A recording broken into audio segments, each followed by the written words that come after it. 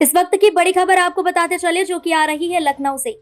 प्यार, साजिश और कत्ल, हत्यारों ने सुपारी लेकर गलती से दूसरे बेगुनाह शख्स को उतारा मौत के घाट। सीरियल किलर ने सुपारी लेने के बाद मार दिया गलत आदमी को। 30 दिसंबर को हुए ब्लाइंड मर्डर केस का पुलिस ने किया खुलासा। मदेगंज थाना क्षेत्र में 30 दिसंबर की रात हुई थी टैक्सी चालक मोहम्मद रिजवान की गोली मारकर हत्या। गिरफ्त में आए आरोपी अधिवक्ता आफ्ताब अहमद ने प्रेमिका के पिता की हत्या करने की रची थी साजिश। प्रेम प्रसंग के चलते अधिवक्ता आफ्ताब अहमद ने प्रेमिका के पिता की हत्या कराने के लिए घटना में शामिल आरोपी यासिर और कृष्णकांत को 2 लाख रुपए में दी थी हत्या की सुपारी। 29 दिसंबर को रेकी करने के बाद 30 दिसंबर की रात को दिया गया हत्याकांड को अंजाम। साजिश रचने वाला मुख्य आरोपी आफ्ताब अहमद पेशे से है अधिवक्ता।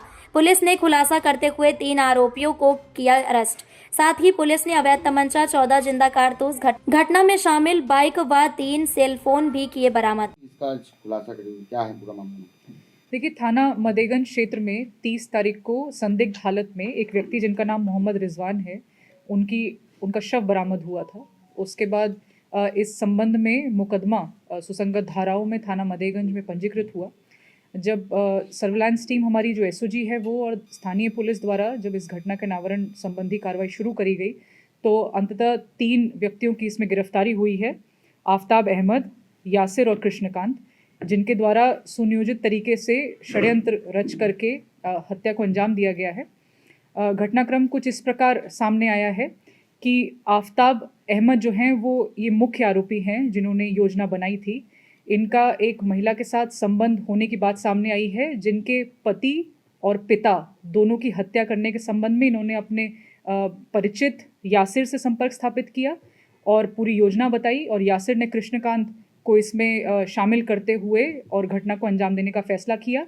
जिस मदेगंज के रहने वाले ये व्यक्ति थे इरफान, जो महिला के पिता थे, उनको मारने के उद्देश्य से ये मदेगंज क्षेत्र में पहुंचते हैं 30 तारीख की रात को और पहचान गलत हो जाने के कारण या किन्हीं भी कारणवश ये एक दूसरे व्यक्ति जिनका नाम मोहम्मद रिजवान है उनकी हत्या कारित कर देते हैं।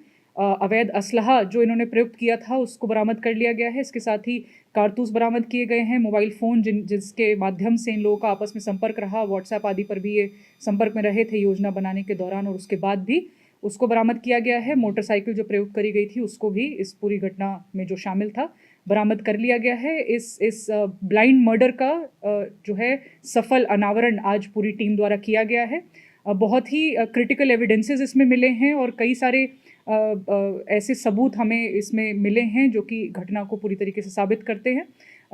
बहुत ही अच्छा कार्य ये किया गया है टीम द्वारा और मेरे द्वारा पूरी टीम को 10,000 रुपये के नगद पुरस्कार से सम्मानित भी किया जा रहा है। मैम, आरोपी जो पुलिस की गिरफ्त में आए हैं, क्या पूर्व में भी इस तरह की घटनाओं को अंजाम नहीं दिया, जेल जा चुके हैं? देखिए, जो कृष्णकांत हैं उनके खिलाफ 8 मुकदमे पूर्व में दर्ज हैं, जिसमें गोवध अधिनियम, आर्म्स एक्ट आदि के मुकदमे भी शामिल हैं।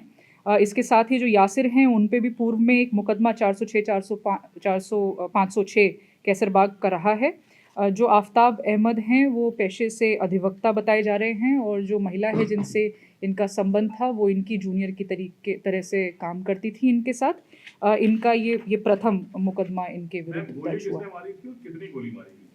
देखिए, जो अभी सामने आया है ये गोली जो है वो कृष्णकांत द्वारा मारी गई थी। मैम, 3 लोग की भूमिका मैम क्या थी इसमें? आफ्ताब वहां पर मौजूद थे या पीछे से सपोर्ट किया, क्या था इनका? आफ्ताब, जैसा मैंने बताया, आफ्ताब अहमद जो हैं इन्हीं जो कारण था, जिस कारण से ये घटना होनी थी वो यही थे और इन्होंने ही फैसला किया था कि जिस महिला से इनके संबंध थे उनके पति अमान और पिता इरफान, इन दोनों की हत्या कारित करवाने का इनके द्वारा ही योजना बनाई गई थी, जिसके बाद यासिर और कृष्णकांत के संपर्क में ही आए और 2 लाख रुपए में इस पूरी चीज़ को अंजाम देने का इनके बीच में फैसला हुआ था। और चूंकि गलत व्यक्ति को मार दिया गया तो उसके बाद ये भी इनके बीच में लड़ाई हुई कि किस वजह से पूरा पैसा नहीं दिया जा रहा है।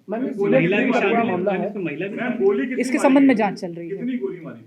ये आपको और डिटेल्स उपलब्ध करा दी मैम, जाएगी। सीरियल किलिंग का ये पूरा मामला रहा है, 3 लोग रहे हैं, तीनों लोगों की अलग अलग भूमिकाएं रही हैं, तो किस तरीके से उसको चिन्हित कर रहे थे, कैसे मॉनिटरिंग करते हुए उस तक पहुंचे थे?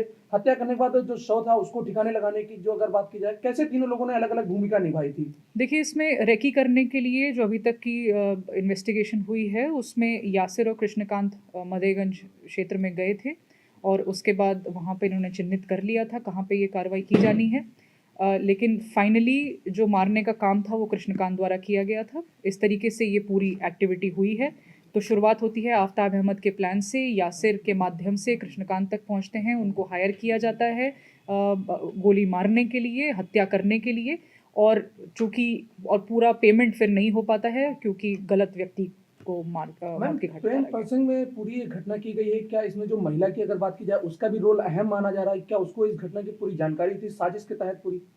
देखिए इसमें अभी कुछ पहलू हैं जिन पे जांच किया जाना शेष है, उसके बाद ही स्थिति क्लियर हो पाएगी। अभी उनको क्लीन चिट नहीं दी गई। मैम ये जो अधिवक्ता थे ये बताया जा रहा है कि बाहर से गोवा में बताया जा रहा था जब हत्या की गई है। देखिए जैसा मैंने बताया जो पूरा घटनाक्रम है वो उसी प्रकार है। मैम ये जो गोली है क्या हाँ। शॉट क्लियर हो गया था? देखिए इसमें जो पोस्टमार्टम रिपोर्ट है उसमें कुछ विरोधाभास है जिसको लेकर के जांच की जा रही है। मैम गोली कहाँ लगी थी उनके रिजवान की? अभी क्लियरली बताया जाएगा गर्दन के पास। मैम जिस तरीके से बॉडी को ठिकाने लगाने के लिए अगर रोड किनारे की बात की जाए, रोड किनारे जिस तरीके से फेंक करके गए हुए थे, किस गाड़ी का पूरा इस्तेमाल किया गया था? अगर इसमें जो पहलू कई इसमें घूम रहे हैं तो क्या इसमें इस चीज का भी ये एक खुलासा हो ऑटो पाएगा? लेकर के जिन व्यक्ति की हत्या हुई है मोहम्मद रिजवान, वो किसी अपने क्लाइंट को छोड़ने के लिए, क्योंकि ये टैक्सी और ऑटो चलाने का काम करते थे, उनको छोड़ने के लिए मदेगंज की एक गली में पहुंचते हैं और वहीं पर जो व्यक्ति हैं कृष्णकांत, ये बाइक से उनके पास पहुंचते हैं। जब वो अपनी सवारी को उतार देते हैं उसके बाद इनके बीच में वार्तालाप शुरू होता है और उसी क्रम में इनको मार दिया जाता है और मौके से ये फरार हो जाते हैं और मैम- उसके बाद सूचना प्राप्त। मैम, मैम, पहले ये जो इसमें इसके ये- पीछे जो क्लू था वो क्या